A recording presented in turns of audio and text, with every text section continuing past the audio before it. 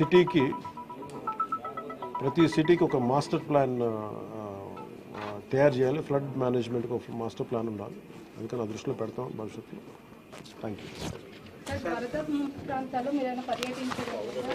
అంటే ఇది ముందు రోజే అనుకున్నాను. యాక్చువల్గా ఇది మా దృష్టికి ఏంటంటే ముందు 1వ తారీఖు అనుకున్నప్పుడు అందరూ ఏమన్నారంటే మీరు వస్తే ఇది మాకు ఈ రిలీఫ్ ఆపరేషన్స్కి ఇబ్బంది అయిపోద్ది, మాకు దయచేసి మీరు ఈ రిలీఫ్ ఆపరేషన్ మీరు అడ్డం అయిపోతారని చెప్పేసి వారి సూచన మేరకు నేను ఆగిపోవాల్సి వచ్చింది.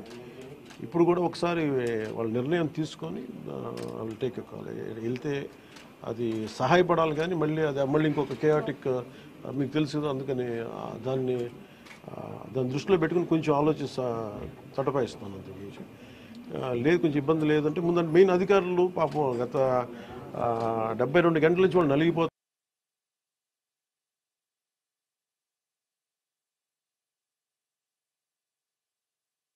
అని చెప్పి నేను దాన్ని దృష్టిలో పెట్టుకొని నేను స్వయంగా పర్యవేక్షిస్తున్నాను. 4 రోజులుగా పవన్ కళ్యాణ్ ఉప ముఖ్యమంత్రి రాలేదు, ఎక్కడ పోయాడని చెప్పి విపక్షాలు ఆరోపణ చేస్తారు. బాధితులను పట్టించుకోలేదని చెప్పేసి ఆరోపిస్తున్నారు. సార్ ఏం చెప్తారు?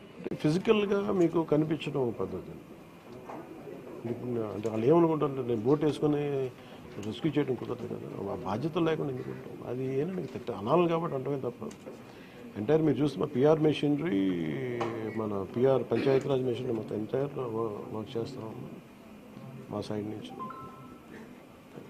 అంటే అట్లే కదా సార్, ధైర్యం చెప్పడానికి కూడా రాలేదని చెప్పేసి వాళ్ళు ఆరోపణ చేస్తున్నారు కదా, అది నేను అట్లా అనుకోవట్లేదు. అంటే ఏమైపోతుంది, ధైర్యం చెప్పడానికి వెళ్ళి ఒక్కసారి మీద పడ్డారు అనుకోండి, పరిస్థితులు ఎలా ఉంటాయంటే ఇప్పుడు నేను మొన్న పింఛా డ్యామ్కి దీనికి వెళ్ళాను. నేను వెళ్ళి సహాయ కార్యక్రమం అంటే నేను ఒక ప్రత్యేకమైన పరిస్థితుల్లో ఉన్నాను, అది మీరు అర్థం చేసుకోవాలి. ఇప్పుడు నేను వెళ్ళి కూర్చుంటే వెళ్ళిపోదని రెస్క్యూ ఆపరేషన్స్కి ఇబ్బంది కలగకూడదన్నది ఒకటే నన్ను, ఆ సూచన ఒకటి నన్ను ఆపినాను, అంతమించి వేరే ఏం అనుకోలేదు. Thank you.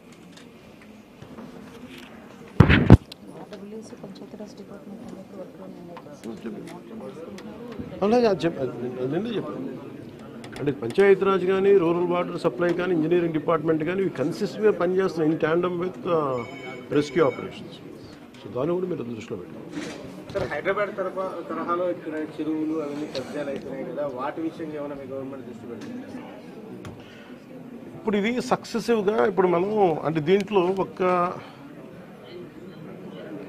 ఒక ఇది ప్రతి ప్రభుత్వం తీసుకోవాల్సిన బాధ్యత ఇది.